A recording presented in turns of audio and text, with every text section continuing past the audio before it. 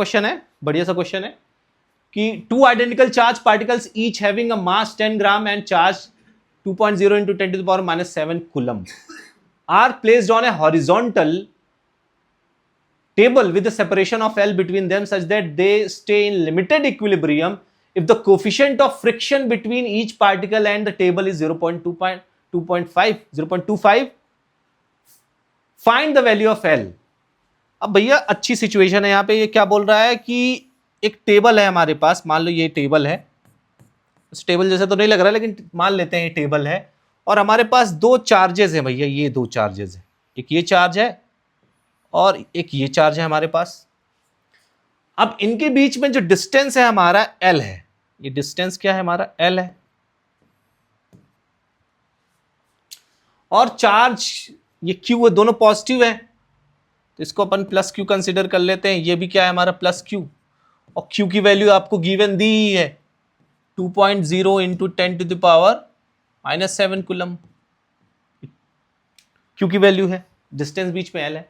Simple सी बात है, एक दूसरे पर वो क्या रिपल्सिव फोर्स लगाएंगे। ये भाई इधर धकेलेगा उसको, ये वाला चार्ज पार्टिकल इधर धकेलेगा। अगर इसको पॉइंट A मान लें, इसको पॉइंट B मान लें तो ये FA इधर लगाएगा, इस पे इस वाले चार्ज पार्टिकल पे, इस वाले चार्ज पार्टिकल की वजह से जो फोर्स लगेगा वो इधर लगेगा और इधर लगेगा FB इधर लगेगा।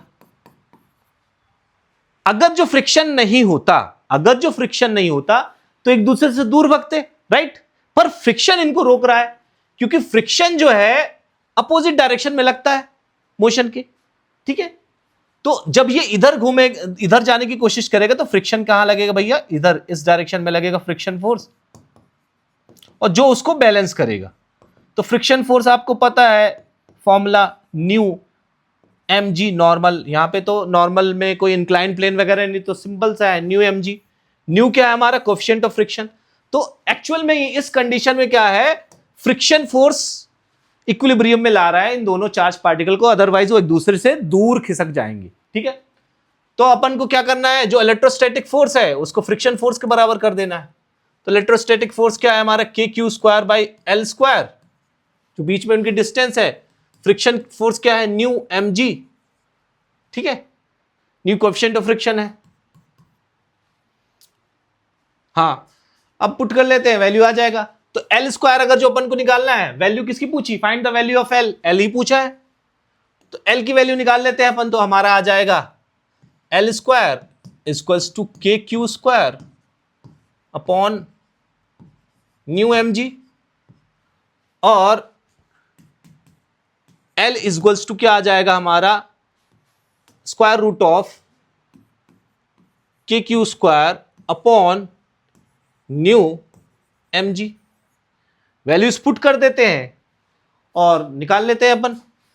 तो L equals to under root of K कितना है हमारा 9 into 10 to the power 9 approximately, into Q कितना है 2.0 इंटू 10 टू द पावर 7, तो 2.0 इंटू 10 टू द पावर 7 दो बार इंटू करेंगे, divided by new coefficient of friction कितना है 0.25। मास कितना है 10 ग्राम है, कितना है 10 ग्राम है मास, तो उसको किलोग्राम में कन्वर्ट करेंगे ऑब्वियसली। तो 10 इंटू 10 की पावर -3 जी। 10 लेने के लिए बोला है क्वेश्चन में, अपने से ही बोला है तो अपन को 10 ही लेना है, 9.8 नहीं लेना, हीरो बनने की जरूरत नहीं है तो 10 ले लिया। चलिए अब इसको फर्दर आगे कैलकुलेट करते हैं। आई होप यू नोट कर लिया होगा, तो इसको इरेज कर देता हूं।